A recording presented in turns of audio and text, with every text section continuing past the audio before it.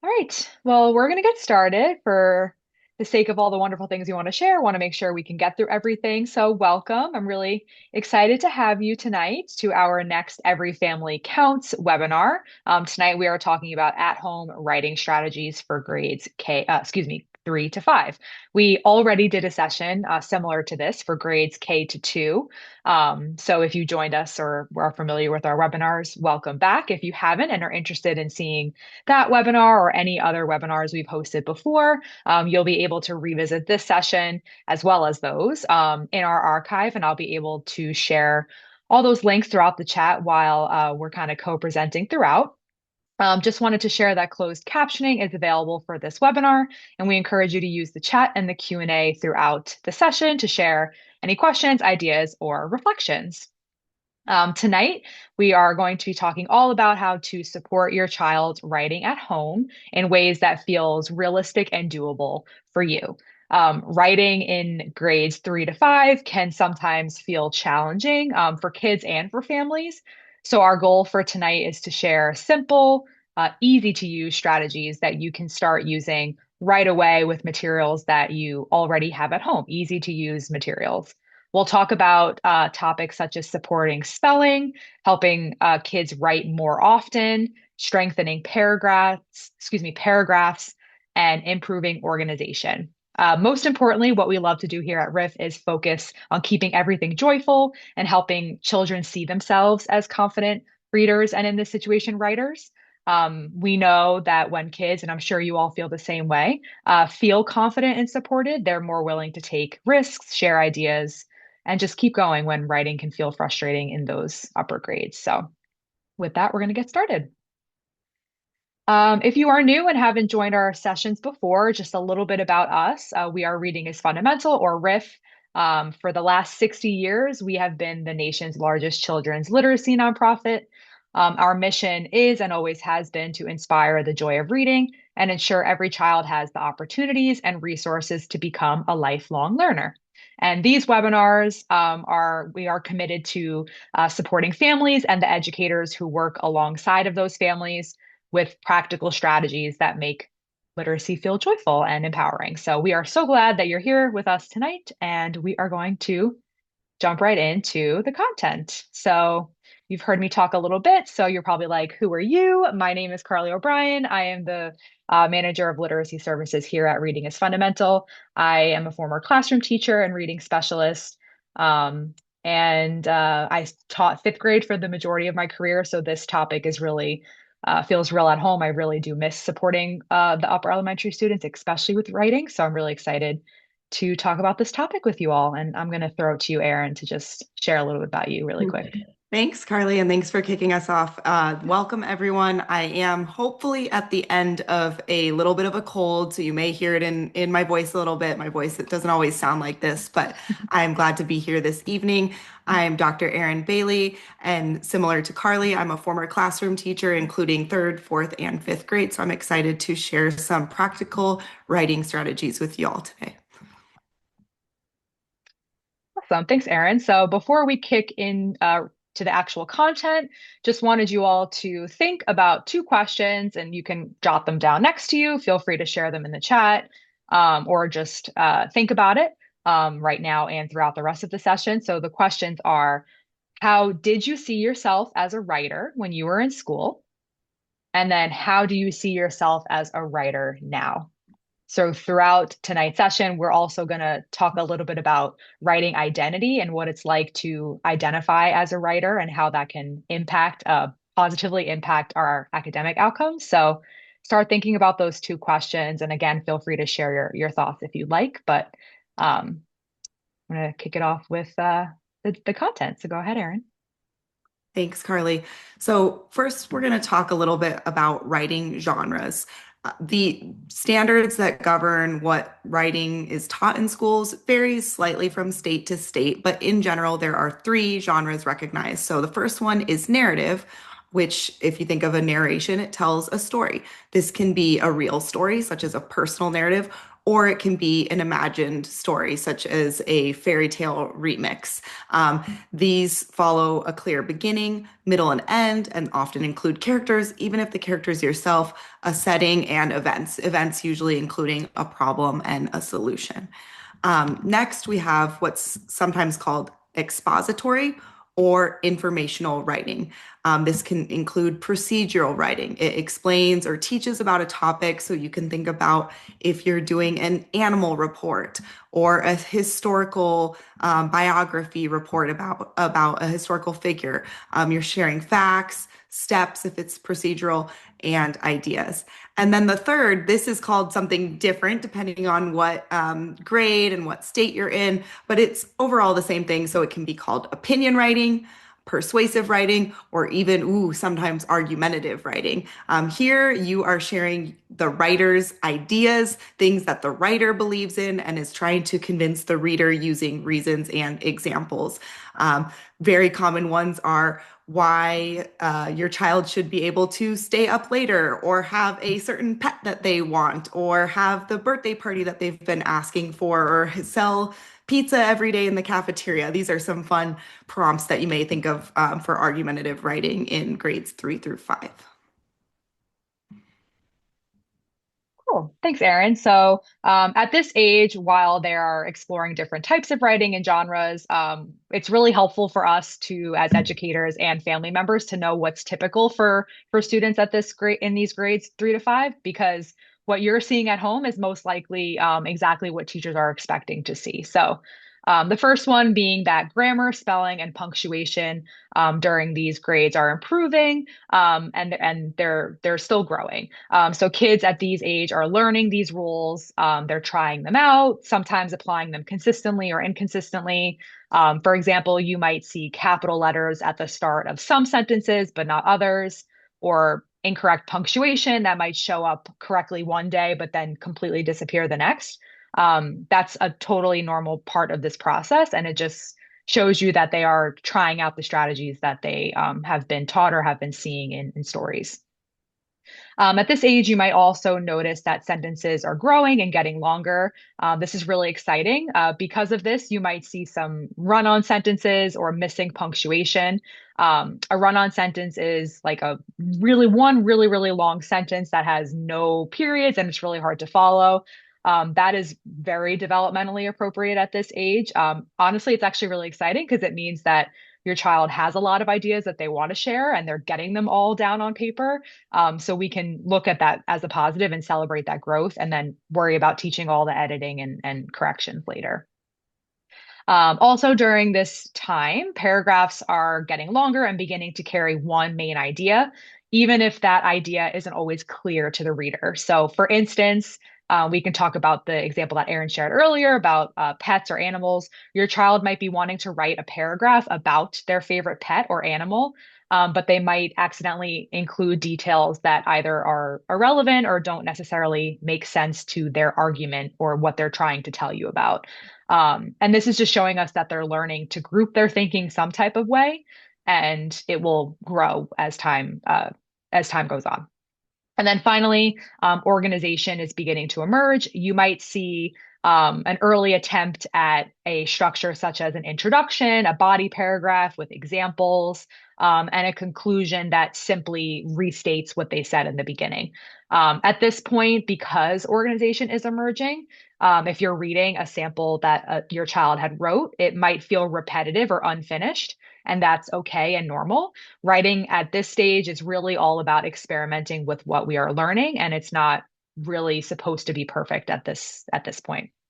So the big takeaway here is that ultimately writing is growth.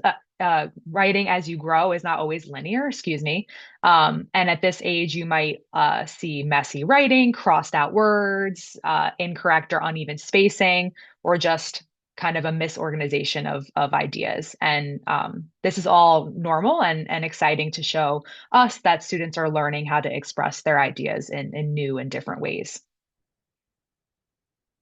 So we're going to take a look at three different examples, third, fourth, and fifth grade of samples of what you can expect. So kind of highlighting some of those things I just shared on the slide before this. So the prompt for all of these samples were, what can you do to save water? So this is an example of a third grade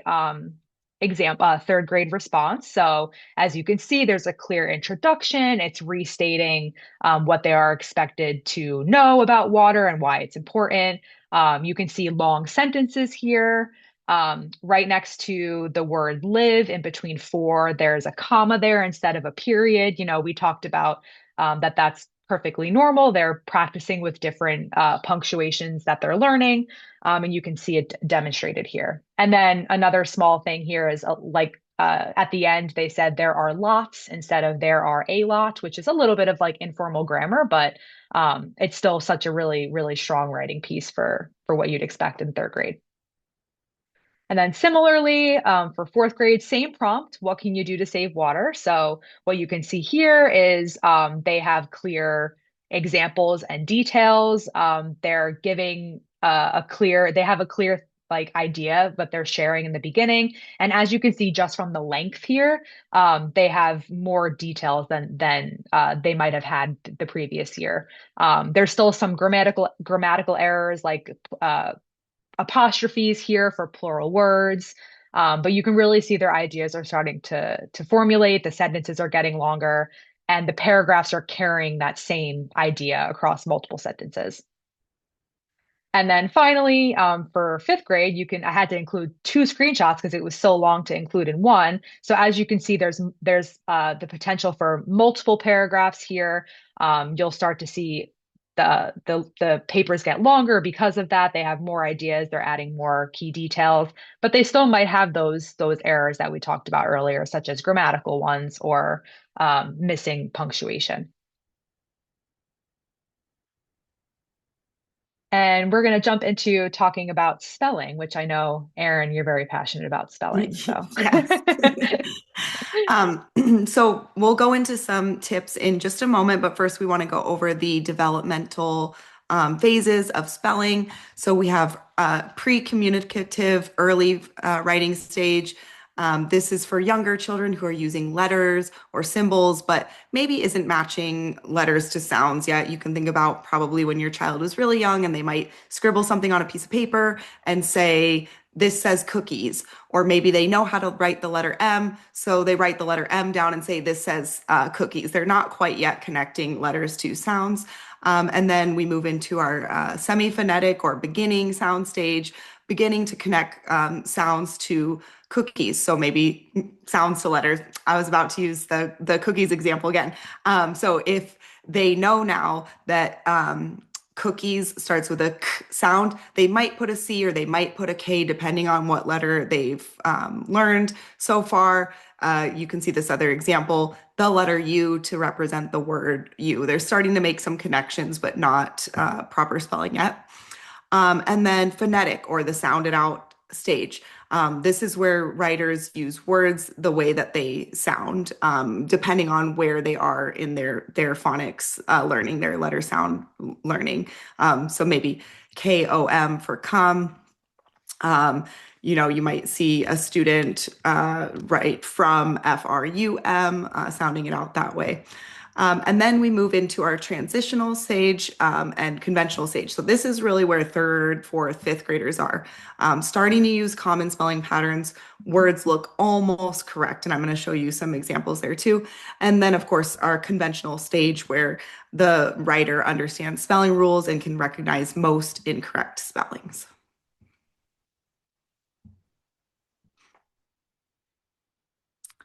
So we're going to pause and reflect. You can feel free to share in the chat or just think to yourself for a moment, what do you do when you don't know how to spell a word? And you might have to think for a moment, when was the last time you actually encountered a word that you didn't know how to spell, but what did you do?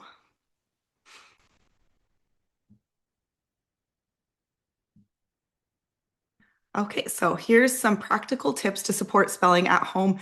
And keeping in mind for families, your child's spelling is not a measure of their general intelligence. There are plenty of very, very, very smart people out there who aren't very good at spelling. And so it's just something if child struggles with spelling that you can work on and improve over time, but it doesn't mean that they can't be a good writer.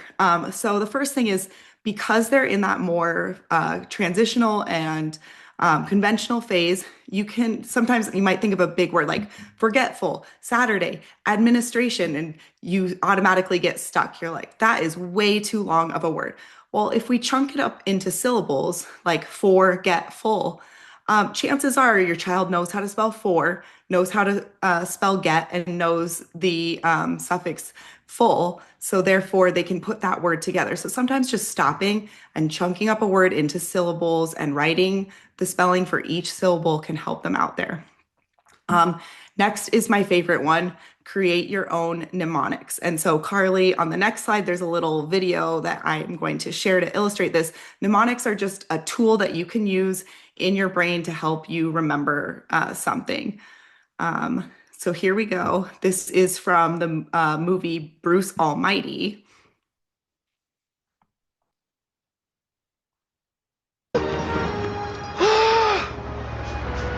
Oh, you're done now. Great. Beautiful. Okay, so I know for me, the moment that I saw that movie, anytime that I went to go spell beautiful from that day forward, it was B-E-A beautiful. And that helped me to spell the word beautiful. I don't write bananas very often, but you bet when I'm spelling bananas, I'm singing Gwen Stefani, B-A-N-A-N-A-S. It's just fun ways to get yourself to spell things. There's a little image here, desert versus dessert. You want that double S in dessert because either you want double dessert or you can think of strawberry shortcake or sugary sweet. We need two S's for that. So you and your child together, if you come up with some words that you're especially struggling with, try to come up with some fun mnemonics that you can play around with. I mentioned earlier prefixes, suffixes, and root words. These are super helpful for children, and I know especially fifth graders, they start to work on these, identifying these to help them understand the meanings of words too. So this can certainly help them spell words. And then engage your child's curiosity. There's a lot of ways to explore why words are spelled certain ways. So here's one of my favorites. Why does the word have end with an E? Does anyone know?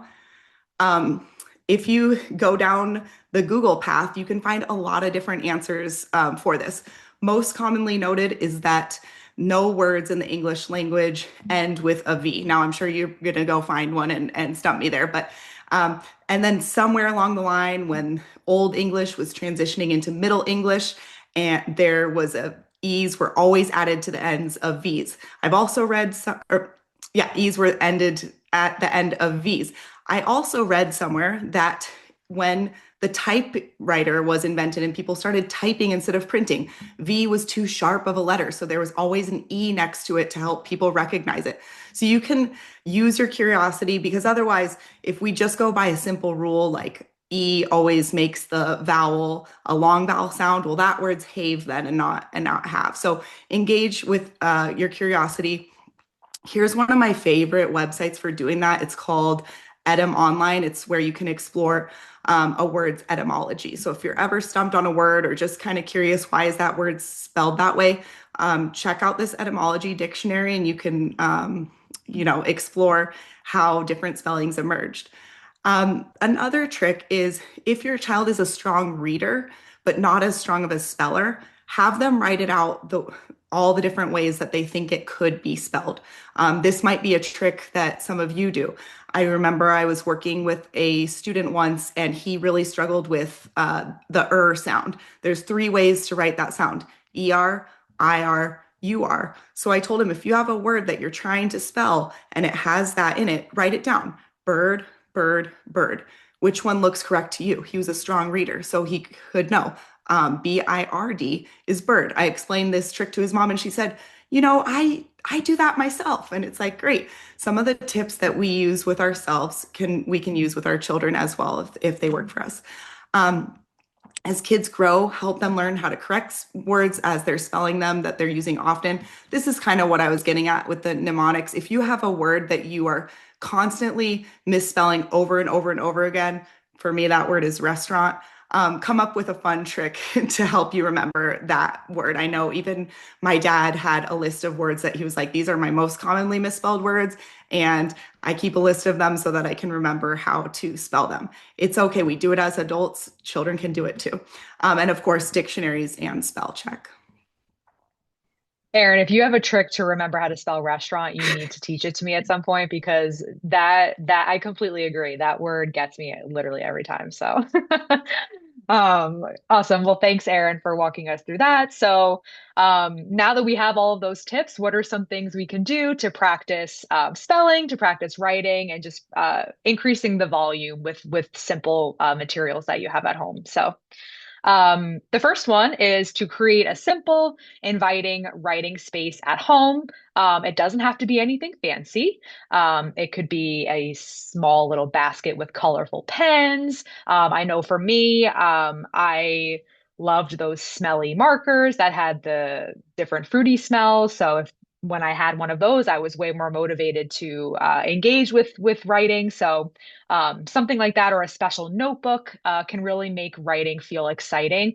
When I was teaching fifth grade, my last year, I got a notebook as a gift from my class with my name embroidered in it. And now it is my notebook that I bring to conferences, to trainings. And even I write the silliest things that I didn't even need to take notes on just because it's a fun notebook that it feels special to me. So, something like that is can make writing feel really exciting for students. The second one is use whatever materials you have at home. So that being said, if there are no fancy journals, that's absolutely okay. Scrap paper, the back of mail, whiteboards. I know for me, sometimes I write messages to my friends or like my former roommates in college. We would write them on napkins before we would go to class. So it doesn't have to be something that is fancy. It could be something that is just a part of your everyday life. And it actually makes the connection that writing isn't just something that I do sitting in my desk for school. Writing is actually something that I have to do throughout all of my day-to-day things. So, tied to that, encouraging everyday writing. So, having your child help you write a grocery list with familiar words or sounds that they know, leaving a note. Speaking of notes in lunch boxes, leaving a note for your child is an awesome way to show that you are a writer yourself and you are leaving them a scripted message. Writing thank you notes or cards. I know kids love to write special messages. So anything that really is just encouraging those everyday things. And it doesn't have to be something that you only do sitting in the classroom or sitting at school. Also offering choice in the format that you offer students to write. So some kids really enjoy making um, top 10 lists. So like these are my top 10 movies. These are my top 10 superheroes. Some kids really enjoy writing letters to friends or creating comic strips. We actually have some resources on the screen right here that all of Rift's resources that are available are free. So I have some examples of these choices or formats on the screen. Family recipes is another awesome way to practice different writing skills. And then something that you could also do is if you are really comfortable with the way that you already engage in read alouds every day with your child, you can extend writing after reading a story. So after finishing a new book or a familiar book, you can invite your child to write a different ending, a new plot or storyline for the main character. One of my favorite things is writing from the different perspectives of characters. So if you're familiar with the story Wonder by R.J. Palaco, it's also a movie. One of my favorite books to read with my fifth graders, and there's just so many different characters in that story that you can write different perspectives from. Oops, excuse me. All right, so on the topic of increasing volume, with volume comes more paragraphs and a more desire to be organized and a fluent writer. So how can we help support our children to do that at home? The first one, you can share a model or a sample paragraph from a book that your child might love or a website, something pulled from online. It doesn't have to be anything complicated, just an example of what a strong paragraph could look like. You can even write a message yourself and have your child read it. We kind of talked about this before, but them seeing you as a writer in any way, shape, or form is great. So you can write the model paragraph yourself about something that you all enjoy to read together. And then similarly, after reading it together, whatever you choose, you can simply just ask your child, what do you notice about this paragraph? You might hear them say something like, it has details, it has a sentence, a topic sentence. And this is just, again, showing you that understanding where the kids are, where your kids are at without overwhelming them with all of these different strategies. Another one, encourage planning before you go and write long paragraphs. So this could be, for example, if they're writing about their pet or their dog, they might jot something like brown fur, loves tennis balls, scared of thunder. Those are just bullet points that they might be outlining first. And a strategy like this just helps them organize their thoughts. So when they do go to write that longer paragraph, they actually have an outline to follow. Similarly to a mentor paragraph or a model paragraph, you can do the same thing with sentences. If you're modeling, we'll stick with the pet example. You could simply give them an example how to start it of one thing I will never forget about my dog is. You can give them those starters to get them started, or you can brainstorm different ones and have them choose which one they enjoy the most. Um, Again, when kids are seeing you write starting sentences, they can learn that that's something that adults have to do as well. And then finally, reminding them that one paragraph usually focuses on one idea. So if you are writing about your animal, you are just writing about your animal. You are not writing about your animal in one paragraph and then another about the birthday party that you went to. You're really focusing on one clear idea. And then the last bullet point here, this one I really want to stress for a second. Give one focused feedback note at a time. It can be really overwhelming for anybody, even for adults, to get a lot of feedback at once. So simply saying something like, you had really strong details in this paragraph. Let's work on adding a stronger topic sentence. So you're affirming what they already are doing, and you're focusing on one thing that you can work on together. And as you can imagine, this just makes it more joyful and memorable experience. Practicing joy and identity. Erin. Thank you, Carly. And I want to emphasize a couple things that Carly said there, that giving one feedback at a time, making sure that you include compliments when you're giving feedback in your child's writing, and that overall the tone of feedback is positive. And sometimes it's really, really hard for us. Like, we're reading, we want to focus on more the content. Did my child get their ideas down? But that spelling or that period in the wrong spot, that comma in the wrong spot, they are just glaring at us. But sometimes that's not the most important thing in that moment. And so to give them some compliments and some direct feedback on the content, and then in another sitting, move on to, let's clean up your spelling a little bit here. Let's clean up your grammar. It becomes less overwhelming for the child, and they'll be less of a reluctant writer if they overall feel positive about their writing. And then secondly, what Carly said about you yourself being a writer, I also want to emphasize it is never, never, never too late to start to see yourself as a writer. And if writing is something that's intimidating to you, start small. Start by making a list. My favorite thing to write on right here, yellow legal pad. And I can tell you, my daughter must see me doing this all the time because she will sometimes leave me notes on this. And she's made a comment to me one time, like, I see you writing on this all the time. So I wanted to write on it too. And I looked, and her note was, like, I heart mom or something.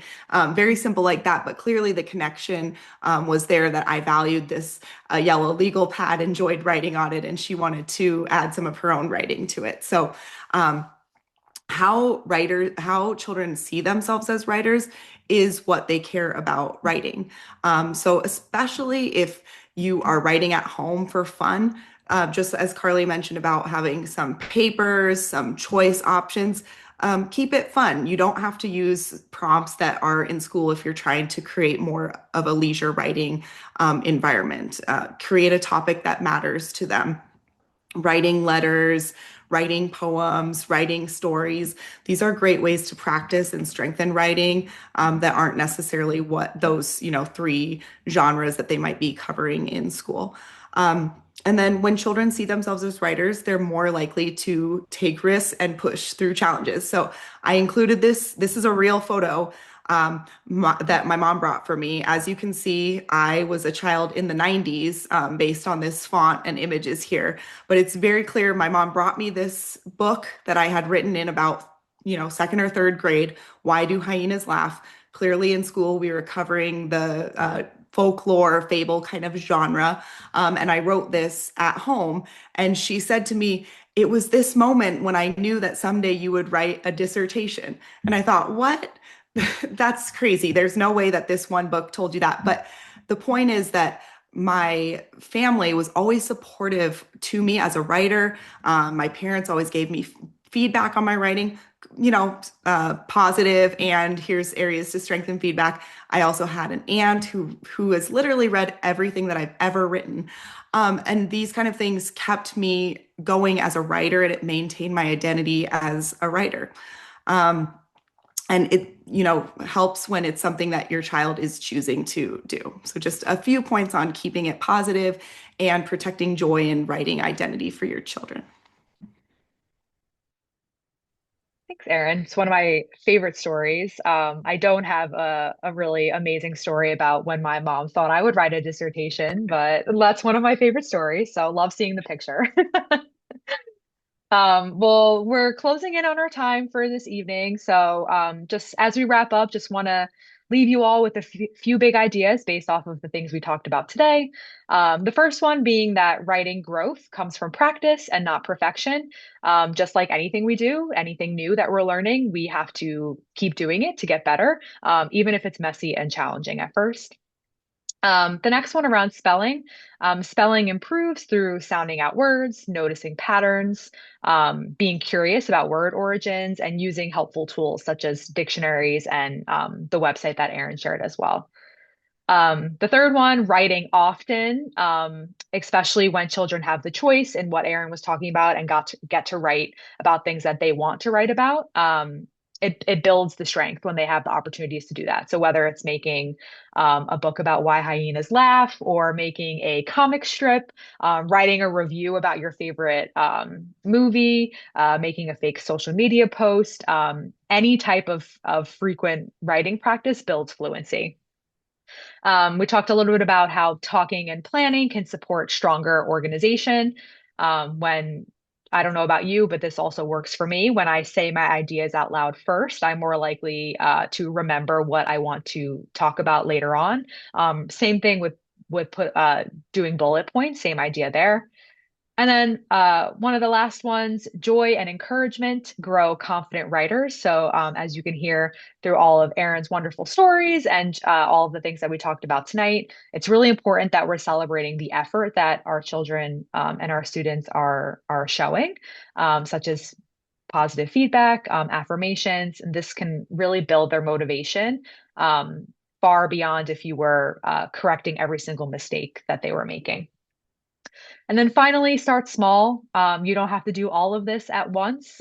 Even one of these things, like planning with the bullet points or writing a grocery list together, can really start the trajectory of a meaningful writing development journey.